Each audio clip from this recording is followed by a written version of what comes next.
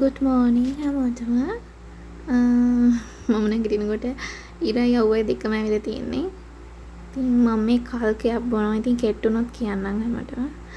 එතකොට මම මේ බ්‍රෙක්ෆාස්ට් එකට මේක තමයි හදාගන්න හදන ඩයට් කරනවා කියලා හිතාගෙන පොතේ ටිකක් දාගෙන ඊට පස්සේ ඒකට බිත්තරයක් දාගෙන අර කපාගත්ත එළවලු ටික දාලා ගම්මිරිස් කුඩුයි ලුණු කුඩුයි ඒ ටික දාලා ඉතින් හදලා ගත්තා.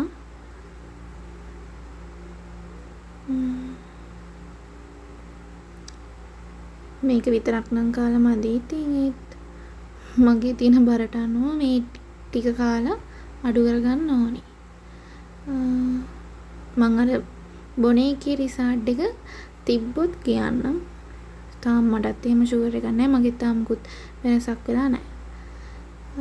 ඊට පස්සේ ඉතින් ඒකත් එක්ක ගෙදර උදේට කන හද තිබ්බ කොටකොල සම්බෝලයි. ওই දෙක තමයි ඉතින් මං උදේට කෑවේ. ඊපස්සේ අද මට රෑ ලෙක්චර් එකක් තියෙනවා. ඒක තමයි මේ කරන්නේ. ඔය ඉන්නේ ඉතින් මම ලෙක්චර් කරන ගමන්. එහෙනම් ගිහින් එන්නම්.